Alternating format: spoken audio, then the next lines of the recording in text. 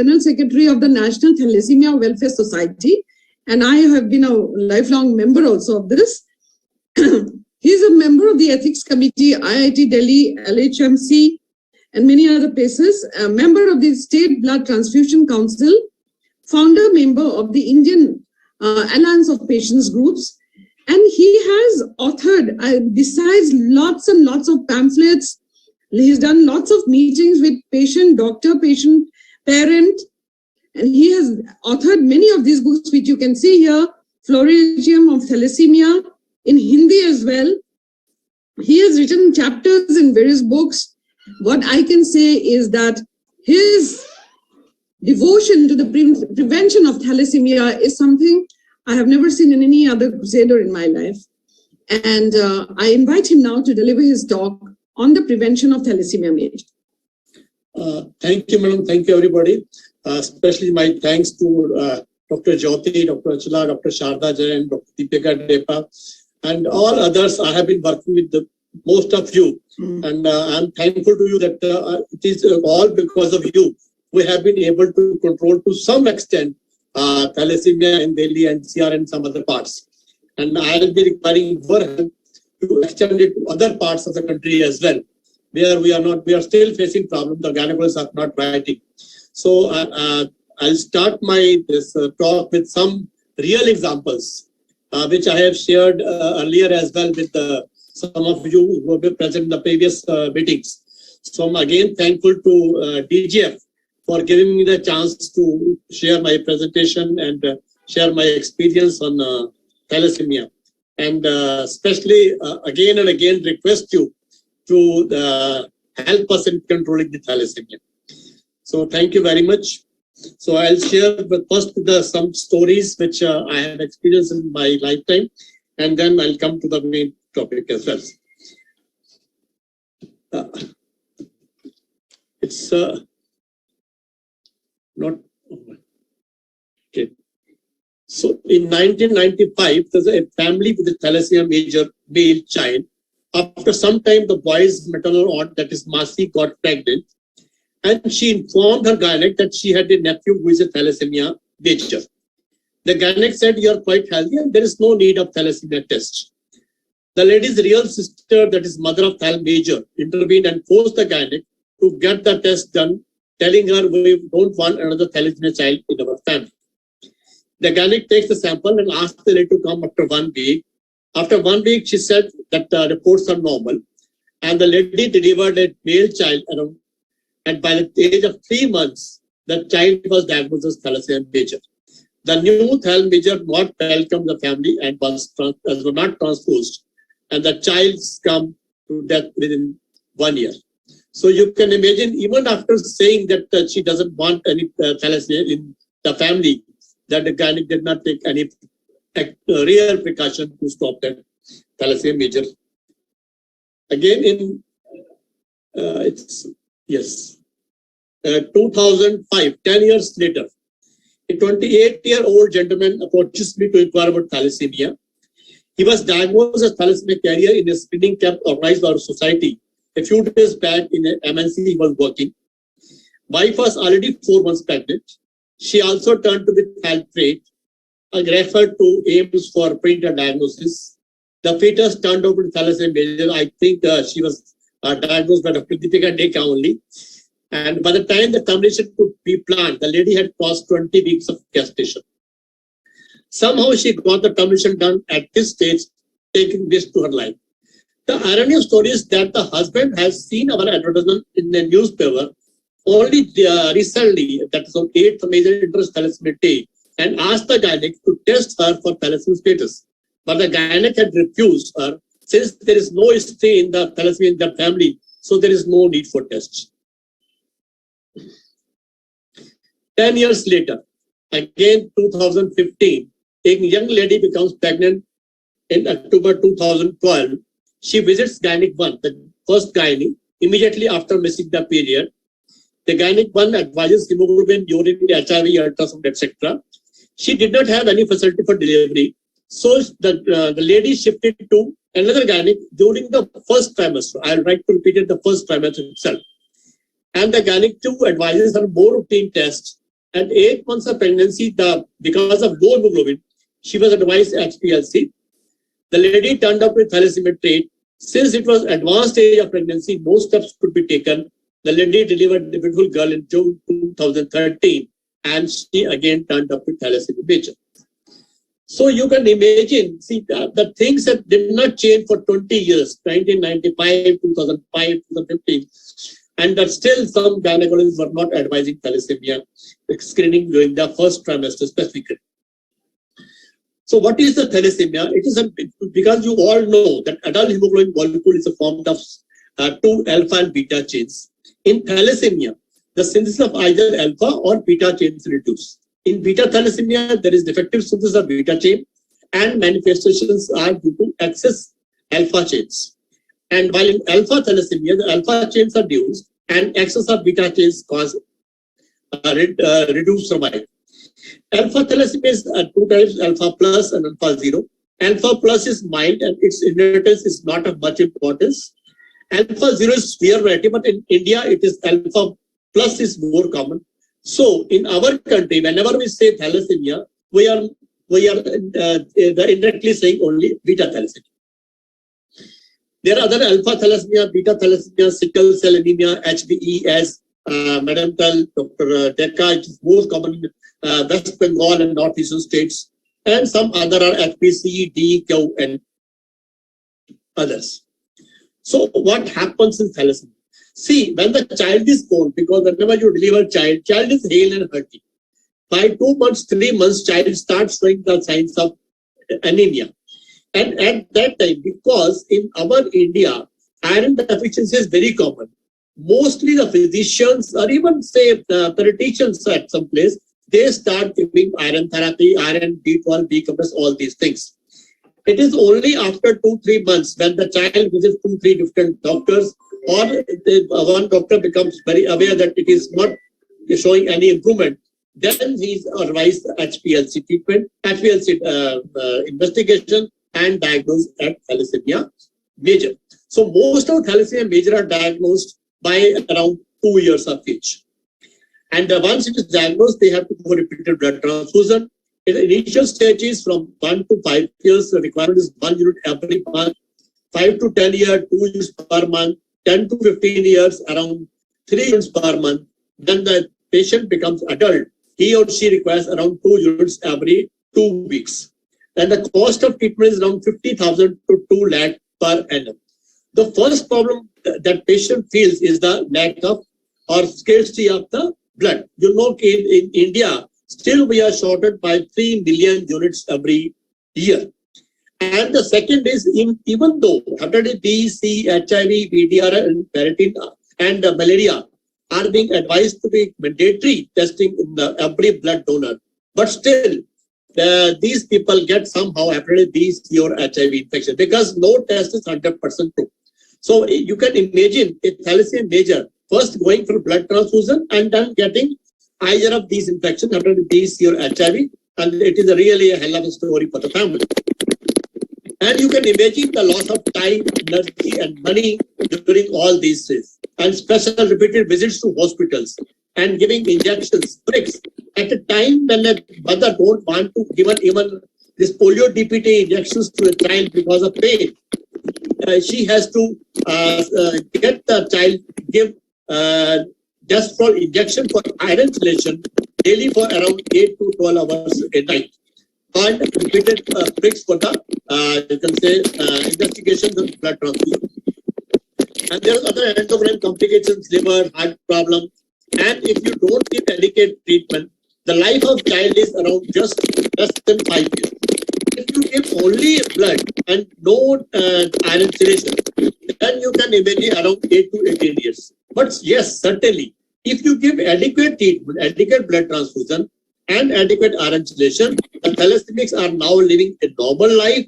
They are very much highly educated. They are doctors, engineers. We have even doctors in the thalassemia major patient as well.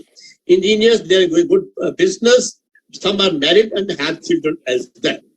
The permanent cure, which is stem cell transplantation, you know it cannot be done unless until we have 100% HLA-9 donor available. which is only possible 25 to 30% in a sibling and just 1 to 2% in a parent, and 1 in 1 million in a unrelated donor. So the ultimate aim is that prevention, which is the prevention is the ultimate goal. The thalassemia is not a disease of pupil. That is very important, because whenever we say anybody or any group thalassemia, most people cannot even pronounce thalassemia, whatever they speak differently. They don't understand what it is. And they say, okay, this is not in our family, not in our community. It is not a disease of pupil. 5 crore Indians.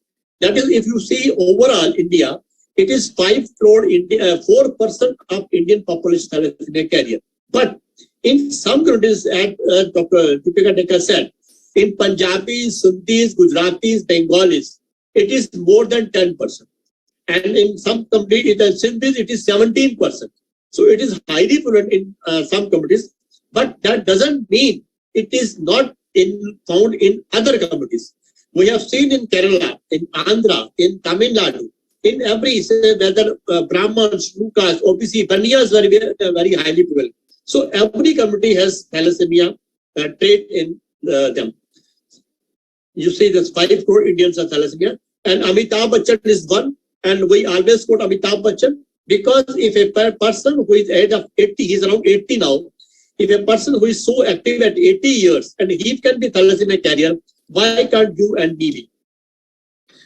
So, I have told you it is 4% in population, around 10,000 to 12,000 thalassemia major born every year in our country. If you say sickle cell is more common in tribal areas like Madhya Pradesh, Chhattisgarh, some areas of Maharashtra, Gujarat, Andhra, Karnataka, and Odisha. And even sickle cell with beta also is a serious complications. That is sickle beta, which behaves like thalassemia major only. However, a sickle disease in India is very mild, and that is usually manageable with hydroxyurea or some other drugs. HB, I told you, most prevalent in West Bengal, Northeast states, and alpha thalassemia not significant. As per ICMR, 1 out of every 18 is a thalassemia carrier in Delhi. So by the time I finished this lecture, one more thalassemia major would have come to our country. So why there is a need to prevention? Because the child has to go for repeated blood transfusion for survival, repeated hospital visits, costly treatment, and permanent cure is not possible for every thalassemia major.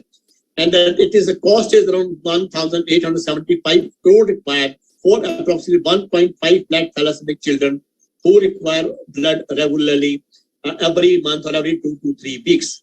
And around 40% voluntary blood is used by thalassemics. You can imagine if you save just one thalassemia major, you will be saving around 1,500 units will be required to just for his or her survival, and around 1.4 crore for the treatment. And that is the most important. I'm sorry to say, I have to say repeatedly, once a thalassemia major is diagnosed, family starts cursing obstetrician for not advising thalassemia test. You can imagine the three examples which I gave you. You can imagine the mental status of those families when they were diagnosed thalassemia major in their offspring. So you all know how it is passed from parents to children. If both husband and wife are thalassemia carrier, then in each pregnancy, 25% chance of having a normal child, not even a carrier, 50% carrier like parents, and 25% thalassemia major who will survive on repeated blood transfusion. So if one of them is carrier, the child will never be a thalassemia major. It is only when both are thalassemia carrier. So in each pregnancy, 25% chance of having a thalassemia major child. So I'd like to share you some success stories world over who have controlled thalassemia. See, in Cyprus, Sardinia, Greece, Italy, Thailand, what they have done, they have started the thalassemia control program. And within 10 years, they reduced drastically. As far as Cyprus is concerned, they started in 74. By 84, they reduced by 99%. And same thing happened in Greece and Italy as well. And in the UK, they could reduce only 50%. because all the, you can say, Cypriots which have high thalassemia in UK, they took the adequate precautionary measures, while the Asian population did not respond as it was required. So most successful control programs are based on carrier detection, counseling, and fetal diagnosis. So here comes the role of a gynecologist and obstetricians. And it is very easy to suspect thalassemia carrier. That is the most important. See, we are going for a CBC test every now and then. I think every person might have done CBC once in a year or 2-3 years, and once in 2-3 years. See, for any infection, you go for CBC. But just looking only hemoglobin, TLC, platelet, just have a look at the MCV, MCH, and RBC count as well. If MCH is less than 27 picogram, MCV less than 80, then it may be either iron deficiency anemia or beta thalassemia trait. And the most important discriminating factors, as Madam Dr. Sharda Jain told, Mercer index. Again, it is very easy method. If your RBC count is higher in comparison to hemoglobin level, suppose hemoglobin level is 9 gram and the RBC is 3.5, it may be only iron deficiency anemia. But if this hemoglobin is 9 gram and RBC is say 4.5, then that is not, you can say, relevant with the hemoglobin level. So that goes in favor of beta thalassemia trait. Again, if the hemoglobin is say 13 gram and the RBC count is 6.5, at 13 gram hemoglobin, the RBC can be 5.5. So okay, fine. But if it is 6.57, then it is again going for beta thalassemia trait. So RBC going high in comparison to hemoglobin level with low MCV, MCH, and RDW may be different. It is normal or maybe high in concomitant IDA in beta thalassemia trait, but always high in iron deficiency anemia. By doing HbA2 estimation by HB electrophoresis or HPLC, if HbA2 is more than 3.5 gram, it is a thalassemia carrier. So thalassemia carrier status need to be done just in one's lifetime. So why not to get it done as early as possible? As I am saying again and again, that usually you see everybody, even a child of 4 or 5 years, say they have get done their blood group.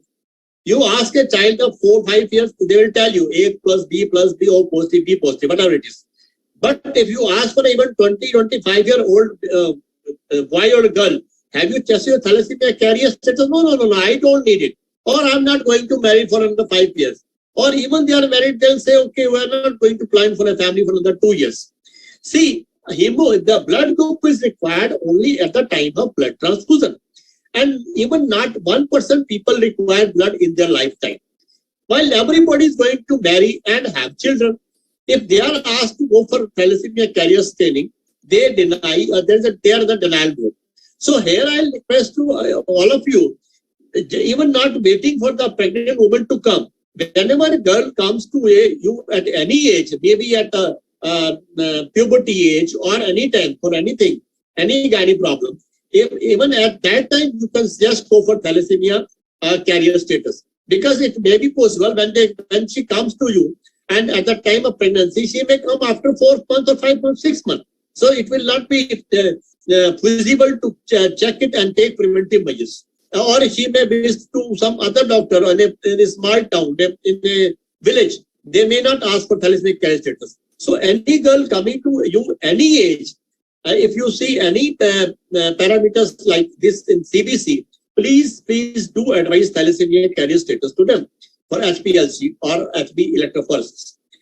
See, if it is less than 3.51%, it is a normal or alpha thalassemia trait.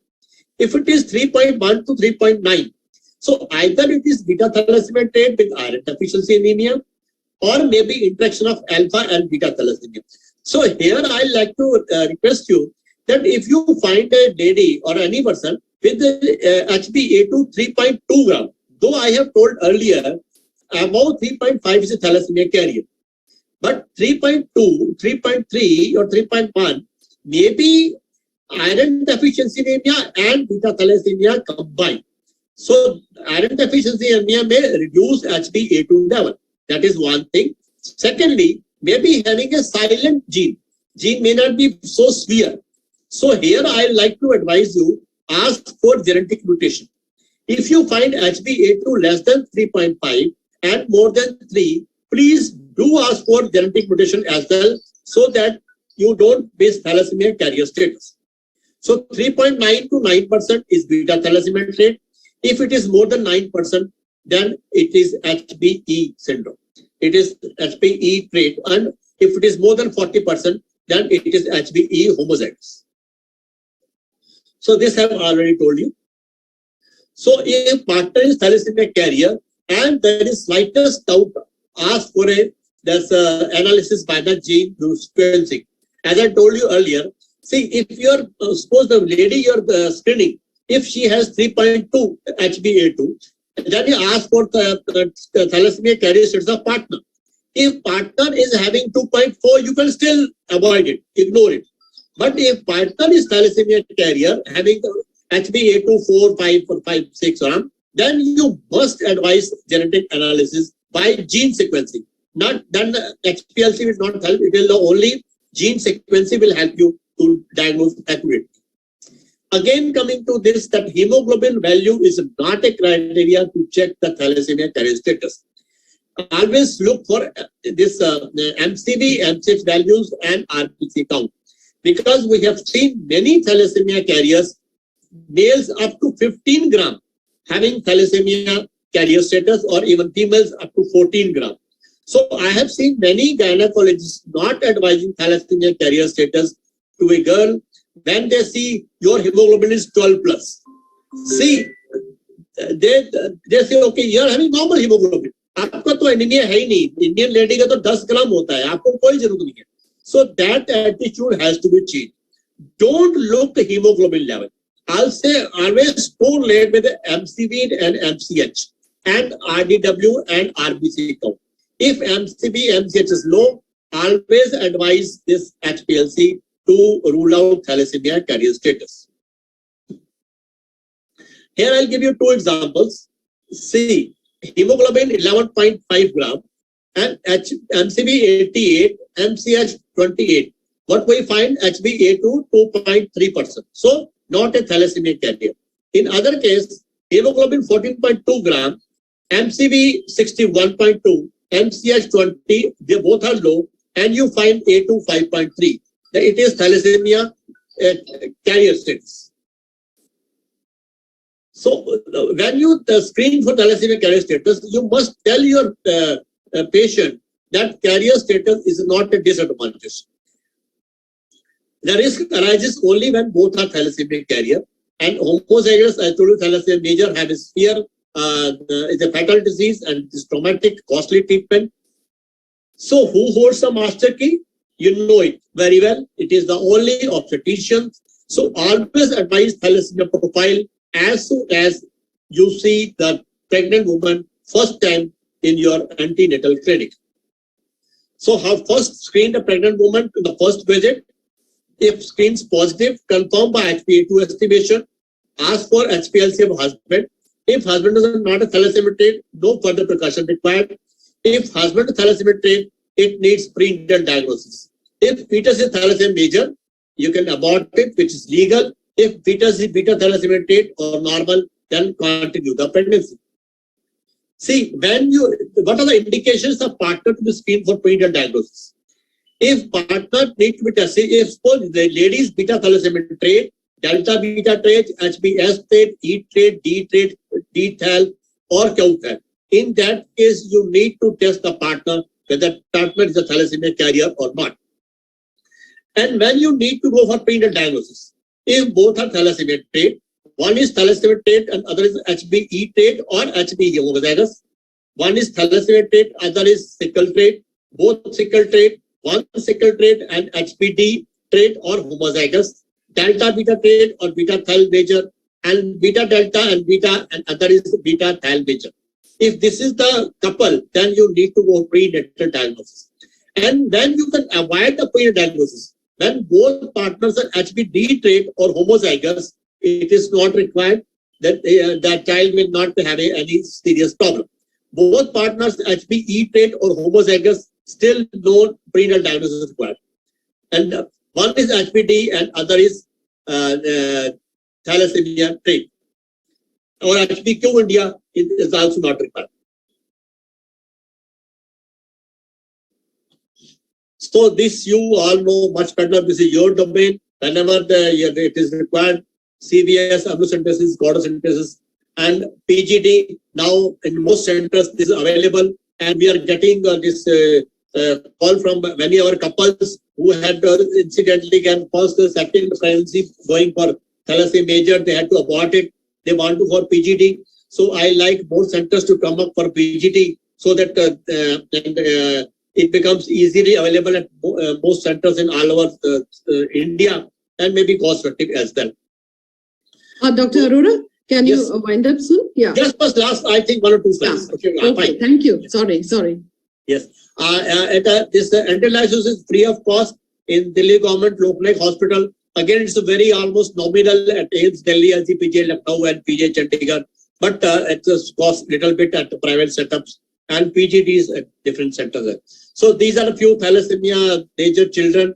I seek your sincere cooperation throughout the year all over India so that we don't increase those children to this larger group.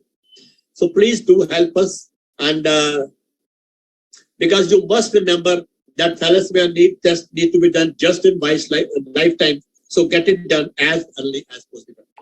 So as I say, average inferior doctors treat full-blown cases, mediocre doctor treat prevent of complication, and you all are superior doctors to prevent our thalassemia. Thank you, madam. Thank you, Dr. Arora, for highlighting the importance of the screening of thalassemia by obstetricians. And I really must say that DGF has really done wonders, in our WhatsApp groups and everywhere. We are always talking about the ratios that we should have. And I think DGF members are now really tuned to the prevention screening of thalassemia. I will request you to add me himself and myself also in that group. I like Sure, yes. And then, of course, the other things are the minor groups and hemoglobin S, E, and all those things which require. And what you're saying is that, of course, we should have PGD, PGS, because it's important. How many times I've had patients where I have had to do MTPs because of the prenatal diagnosis repeatedly coming. In fact, one of my nurses, after 3 terminations, she gave up. She said, I'm not going to have any more prenatal diagnosis. So PGD is also something which we need to talk about. And Madam, I really want to talk about also that how to manage pregnant women with thalassemia. That is also something I think we should be talking about in our next CMEs. Yeah, I think that's I like to just 2 points only, like pregnant women. See, there are 2 stages. One is pregnant woman in carrier stage. The lady's carrier. And see, I have seen many gynecologists not advising iron therapy to carrier because they have somewhere heard that thalassemia people should not be given iron. So that is not true with carrier. Carrier can be iron deficiency anemia, and they require as much iron as any other woman in pregnancy. That is the one message I'll like to give you. And secondly, I again request you all gynecologists, because now our many female thalassemia patients are growing very well. They are well maintained. They need now family. They are planning for, they are marrying, they are planning. So I seek your advice to all of you to update yourself to tackle those patients who thalassemia major, who are going to be pregnant or who want to be pregnant and start a family. So I need your help there as well. No, definitely, as Madam Deepika said, and you are saying, the next webinar definitely we are going to be having, not just in prevention, but how we need to manage both thalassemia minor as well as a major. And we'll definitely have you. Sir. Thank you. So we have a lot of experts, esteemed experts who are there also with us. So I would like them also to share their opinions, their experience, as well as management of anemia is concerned, and as well as prevention of thalassemia. So I would like to start with Dr. Sangeeta Gupta. She's working in Vasai Dharapur, ESI. So I'm sure you're seeing a lot of anemic patients. So what do you think is the main cause of anemia in the government sector that you see? And how do you give, which particular tablets do you think it's ferrous sulfate, ferrous ascorbate, or what would you, in your experience, consider to be the better medication? First of all, thanks a lot to everybody, and especially Madam Jain and Dr. Arora for giving us such a details of anemia and the thalassemia. I would like to share certain experience that in our hospital, we are now finding a declining trend in severe anemia. You know, basically we say that the maximum percentage of women are of moderate anemia, that is between 7 to 9 gram %. And after that, around 15% are mild anemia and 15% are severe anemia.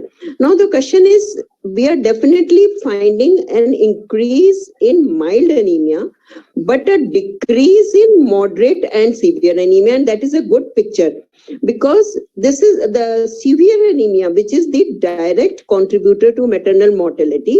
That is almost 12 to 15% of the indirect causes of maternal mortality and contributory factors for other causes of death. So if we are finding a decrease in severe anemia and to a level of moderate anemia, it's good for us. Yeah. As far as treatment and prevention, I think prevention is the best of anemia, because I am really saying that in our setup, we are finding hemoglobin from 10, as per Foxy it is 10, as per general it is 11. So most of the women, we are finding hemoglobin more than 10. So what I would say that we should start giving better absorbable iron from the very beginning of pregnancy, as well as advice on nutrition and taking care of adolescent health also, and increasing the age, as our government has done, increasing the age of marriage, helping us to build up the general health of a young girl. Thank you so much, Dr. Sangeeta. So, Dr. Asmita, as far as you're concerned, like we have been talking about prevention of thalassemia minor by doing the particular tests. In the government sector, are we universally doing the testing for thalassemia minor?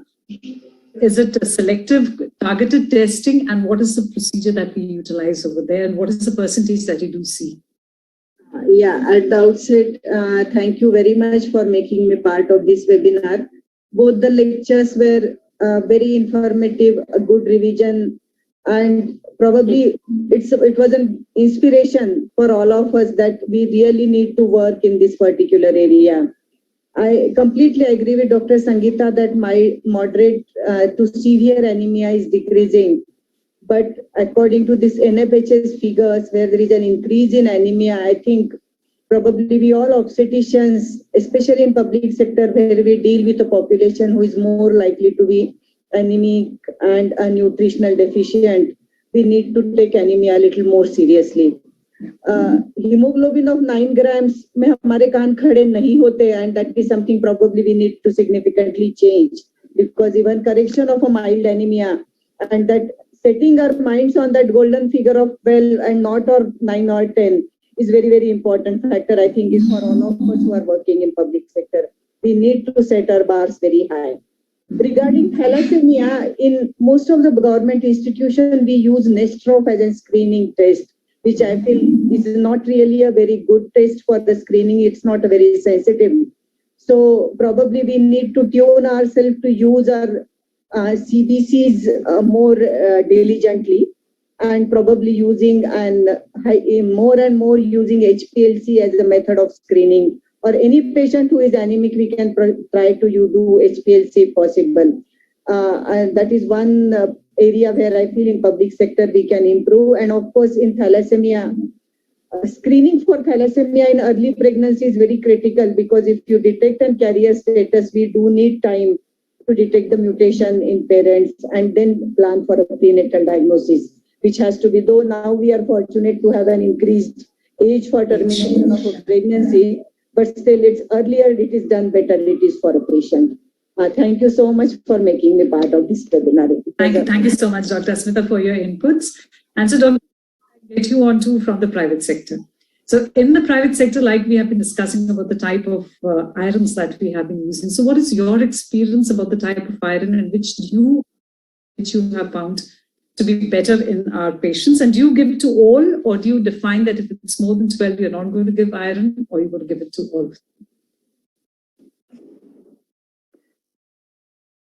Yeah, Dr. Angela, this is for you. Sorry, I missed out. Jyoti, we do give iron to all pregnant patients, whether they are 11 or 12. You know, the problem is, if you look what happened in abroad, as Dr. Asmita said, that we have kept a figure of 9 or 10. You know, if you go to UK with the 10 figure, there is a big red circle. That is the circle which is a red flag. This woman is at high risk woman. And in India, people think 10 is very good. So it's very important that we have to go for number 12 only. Okay. Honestly, I don't bother about, I change the salt only if I find the woman is anemic. We have mild anemic patients. Another thing which I want to add is in 95, all UK people were screening all Asian patients for thalassemia, which still after 25 years is still not happening in India, which is very, very sad, and we should not have any thalassemia major babies. One is that we should all start screening. We should do anemia for 12, for 12 grams. And third, in a private sector, definitely there is an anemia, but this is a mild anemia. And which I feel is most of the time is nutritional. They are very fond of, taking juices, which better they should not. They should eat fruits or vegetables in a better way.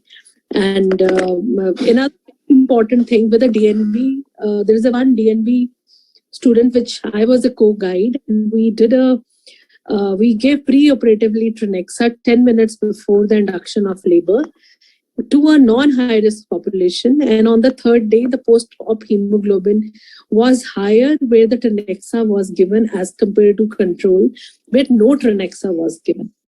But this study material was only for 50 patients, which was statistically significant. So Trenexa, I'm not recommending here that everybody should give Trenexa, but this will also come in future as the Trenexa has become a part of management of PPH also. Like preoperative Trenexa also decreases the amount of blood loss, and which was found statistically significant in rise in hemoglobin after a cesarean section on third postoperative day. So my request for everyone is, even in private sector or even in Thal minor, we all give iron to all our patients. So always look, if the patient is not improving, please do studies and look for vitamin B12. Lots of vegetarian patients have vitamin B12 deficiency also. So these are very important things which we should all look into it. Thank you so much, Dr. Angela. And now, Dr. Shashi, you have been doing a lot of PPH workshops, and Dr. Angela has brought up the topic of trexinamic acid also being utilized in that particular one. So would you routinely recommend that all patients who are going for cesarean section, we should give that pre-op, or it's only the selected which are at high risk? And how effective have you found it in preventing PPH as well as anemia? Regarding blood? Trexinamic acid. Tranexamic acid is an antifibrinolytic agent which was included by WHO in 2016 and also endorsed by RCOG. And in one study, it was seen that it reduces maternal mortality significantly by 30%. So it is very important. And previously, it used to be said that it should be given it is very effective in traumatic PPH. But some new literature is coming up. And it is, as Charda ma'am has also said in her lecture also, it is very useful in all types of PPH. And we must take advantage of tranexamic acid in all types of PPH, both atonic and traumatic. But what is it as a prophylaxis? Do you recommend a universal for all cesarean section for those at a high risk? No, not all cesarean section. When the patient is having PPH, then we give tranexamic acid, not as a prophylaxis. मैं बताना चाहती हूँ ये पुरानी study है, but last study are there, but those golden tips are over a period of time are thrown away. That's not right. You find everybody should use it, and then they should find that it is very useful. और ना doctor साहब, एक मुझे लगता है कि anaemia हटाने का जो सबसे अच्छा first start everybody is take jaggery and amla, what we used to tell our public people, and just remove all your non-stick frying pans and use lohe ka kadai. Yeah, that good chikki that is very famous. Yeah. We must take advantage of our traditional food. No, Everybody, just like Western world, should become obsessed about hemoglobin level. Yeah. And you should, instead of 11, we should aim at 12. My request to Dr. Sangeeta is dump FOXI recommendation of 10. It has to be 11 minimum, preferably 12. Doctor साहब उनका तो red alert हो जाता है, मतलब इतना बड़ा वो रेड अलर्ट पूरी डिलीवरी तक खत्म नहीं होता. डॉक्टर साहब मुझे मालूम है, डॉक्टर साहब मुझे मालूम है. This is what we need to do.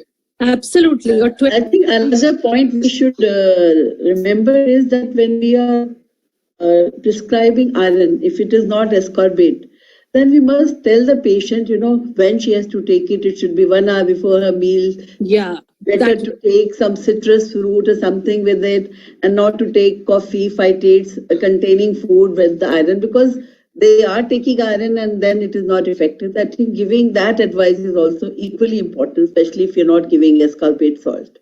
Yeah. And Now, then- here again, I will tell you that the government of India has taken and has earmarked crores of rupees for injectable iron. If you find your hemoglobin is not rising, I think, one should go ahead, give injectable.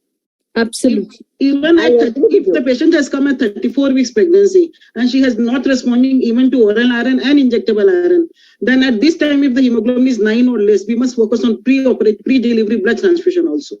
Because when a patient delivers with anemia, the chances of PPH increases even more. So we have to improve the pre-delivery hemoglobin. And doctor मेरी बात याद करो, अपने patient को बोलो जिसका haemoglobin 10 है, तुम्हारे बच्चे का आईक्यू कम होने वाला. अब तुम सोच लो कि अगर तुम्हारा बच्चे का आईक्यू कम मैडम, हम एडोलेसेंट गर्ल्स को कहते हैं कि अच्छे से आयरन खाओ तो परीक्षा में अच्छा करोगे. डॉक्टर साहब हो ही जाते हैं डॉक्टर साहब उनके result. Because concentration power increases. School performance increases. Doctor साहब Performance वो जो मैंने पहला स्लाइड दिखाया था वो मेरा नहीं है, वो WHO का स्लाइड है. No, that's important. I think that's a good trick. In fact, मैंने adolescent girls को जब कहना शुरू किया कि you take iron, your performance will be good in exam, they started taking iron, they started responding. That's some IV iron. What is your takeaway on iron? Because we have seen single dose of FCM, ferric corpuscle multis, that is very effective. If you have say low ferritin, that's instead of giving iron for 2-3 months, in single shot or maybe 2 shots, you are curing anemia within say 2 weeks. This is what I was about to say, Shashi. 9 gram at 34 weeks. Blood transfusion is not a good. Better you Yes. give. Ma'am, it is written in 2018 guideline also, and at 34 to 36 weeks, not exactly. Doctor साहब एक minute, doctor Shashi, Blood transfusion, आप I don't injectable agree. Iron दो, कोई side effects नहीं होगा. Doctor साहब अपने सामने दिलवाओ. Ma'am, I said finding the when- results very fast. Ma'am, I said when patient is not responding to oral and injectable iron, Then you have to investigate why. Because Then you have to investigate why, If IV she is not responding, it means there is something else which is the cause of anemia and not iron. Doctor साहब आपके patient को जब आप injectable दे रहे हो, oral देके 5 minute आपको extra बताना पड़ेगा क्या खाना वो जरूरी है आपका. I think that investment is needed. Absolutely. That investment is needed, doctor साहब. Otherwise तो डॉक्टर साहब जो अभी हमने फीमेल फीटिसाइड को खत्म किया, अब अनीमिया शुरू हो गया. कोई बात है? No, we all have to work together. Absolutely. Madam, I think you so I think is very, very important. It's not only anemia, overall nutrition, and it's indirect way of empowering the women that they have some important right over the resources in the family. I think we must all ensure that. Correctly said, Dr. Smita, correct. And I Dr. think what Angela said is very important, that they have to know what is right food for them. They think taking anar, they will have good hemoglobin. So the diet advice is very important. Doctor साहब आप ये ठीक कहते हो. बहुत patient कहते हैं doctor साहब आपके आयरन से हमारा पेट खराब हो जाता है. मैं कहती हूँ अगर आप आयरन नहीं लोगे, कितनी भी डाइट इंप्रूव करें, आपका हीमोग्लोबिन 9 है तो 9 से नीचे नहीं गिरेगा, और 9 से 10 भी नहीं होगा जब तक कि आप आयरन सप्लीमेंटेशन नहीं लोगे. Absolutely. And plus, it should not be taken along with calcium also. So, madam, you have rightly said, just give extra 5 minutes to the patient. And even on the first and second visit, if we concentrate, don't take this thing together. Doctor साहब एक sentence अगर आप बोलोगे ना अब्दुल कलाम और चपरासी का, वो पेशेंट आपके पीछे ही पड़ी रहेगी. डॉक्टर साहब नहीं, ये तो है. So I Madam, think, Madam, we'll come to the end of the Close, yes. Yeah, and I really thank our chairpersons, our experts, and both our speakers for really motivating us. I think this, as I said, we all need to be aware, we need to reaffirm, we need to repledge that we are going to take this particular movement against anemia. And we're not starting only for the reproductive. We're going to start from an infant, go on to adolescence, then we are moving on to reproductive. And as I think the end that we all have done is that Dr. Jyoti, I am giving you stalwarts, so many stalwarts with